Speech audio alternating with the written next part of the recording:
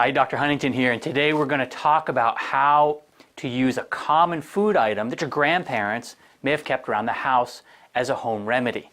It's called apple cider vinegar. In fact, if you're not already into using apple cider vinegar, you might want to check the back of your cupboard because just about everybody has bought apple cider vinegar for some reason, at one time or another.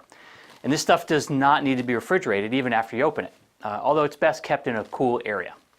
So just a note for the newbies, apple cider vinegar is not apple cider. There is a distinct difference between the two, although the two are related. So let's go into that.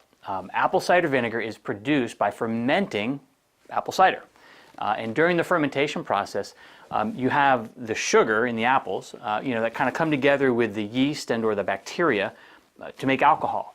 And then the final result of that fermentation process is the vinegar. Now, to get the health benefits, you need quality apple cider vinegar. And it must be organic. You don't want to buy it if it's not organic.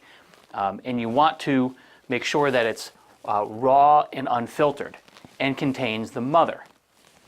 Now, if you're not really familiar with apple cider vinegar, you're probably wondering what the heck mother is. And the term mother actually refers to that dark, like stringy, slimy, like cloudy sediment at the bottom of the bottle.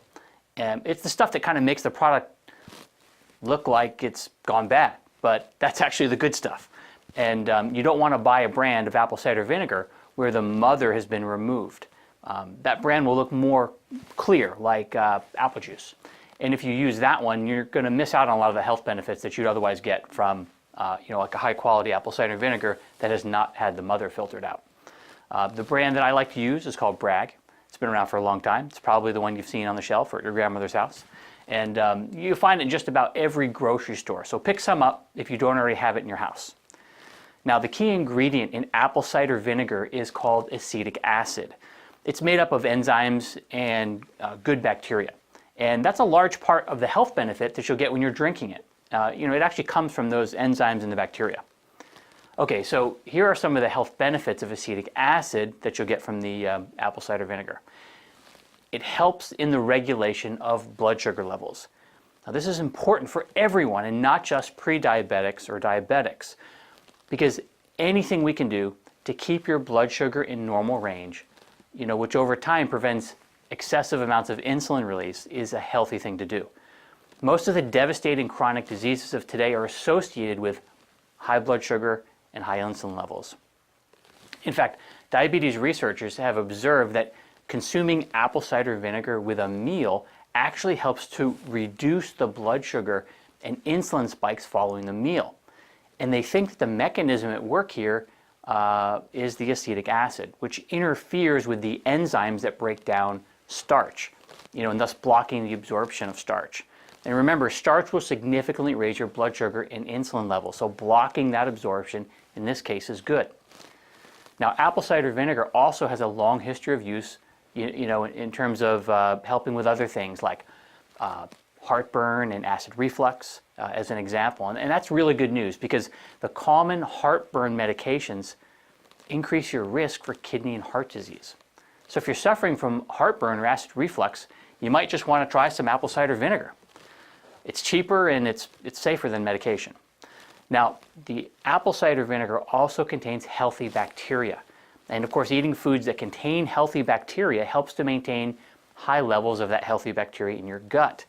And this prevents bad bacteria from taking root. Apple cider vinegar also contains antioxidants. And of course, you want lots of antioxidants as they help prevent damage and are a big part of staying youthful and healthy. And if you're interested in anti-aging medicine, anti-aging remedies, and apple cider vinegar is one of the things you want to take a look at because it's easy, it's accessible, and you can use it. Now, apple cider vinegar also helps with weight loss. And we know this because studies have shown that apple cider vinegar actually helps to lower appetite and reduce water retention. Now, it's also a cold killer, meaning if you feel like you're about to get sick, keep it on hand. If you feel like your nose is getting a bit stuffy, you feel a cold coming on, the way it does this is by pushing the body in the direction of being more alkaline. which is an alkaline environment is not conducive for bad bacteria or viruses for them to grow. It also helps with colds because it thins the mucus, allowing for mucus to drain easier. Now, I mentioned alkalinity a minute ago, and so I want to mention this about apple cider vinegar, helping to maintain a properly balanced pH in your body. It's important for a lot of reasons, but particularly mineral absorption.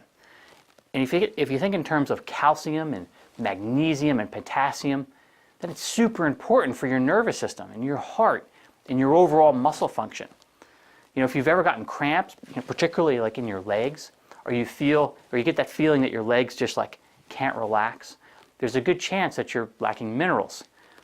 Now, in addition to taking like a mineral supplement or eating foods that contain those minerals, you can also drink a diluted solution of apple cider vinegar, and the best choice of diluting it's probably with water. Okay, so let's quickly run through some of the uses and benefits. Now, apple cider vinegar neutralizes odor. So, well, it's probably not a good choice for mouthwash. It might be useful for other areas of the body. Maybe think armpits or feet. So it can also be used to relieve mild to moderate sunburns. And you can add a small amount to a bath or make a diluted solution and actually spray it onto an affected area. Just make sure you keep it out of your eyes. Now, the way it works is that as a pH regulator, the vinegar will actually help your skin to cool down and repair. But don't put vinegar on a severe burn, not even apple cider vinegar. That won't feel good. You won't like that. So, so I've mentioned using a diluted solution a few times now. And this is extremely important because the acidity of apple cider vinegar could burn you if it's not diluted. Now, because different apple cider vinegars can contain varying amounts of acetic acid, you should always err on the side of caution and make sure that the solution is no stronger than about 1 to 10, meaning 1 part apple cider vinegar and about 10 parts water. If you apply this on the skin, you might want to make sure that it's even more dilute than that because your skin obviously is very delicate. If you're drinking it and you're measuring it in your kitchen, you can do about a half to a teaspoon, so 1/2 to 1 teaspoon of apple cider vinegar to about a cup of water. And you can consume a maximum of about 2 to 3 teaspoons a day.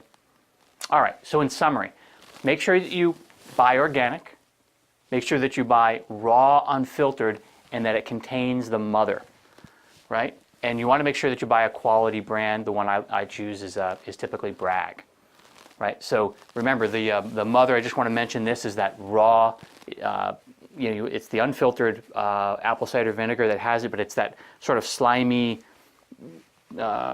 mucky stuff at the bottom, right? You want to see that in your apple cider vinegar. Now, before you pour it out, so once you've got it and you're going to use it, before you pour it, you want to make sure you shake it lightly. And then what you want to do is dilute it in water or another liquid. I prefer water. Definitely don't put it in juice. You don't need the extra sugar.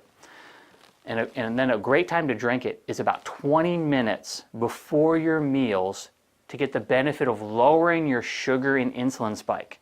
Because when you eat, your blood sugar and insulin is going to go up even if you eat a healthy diet.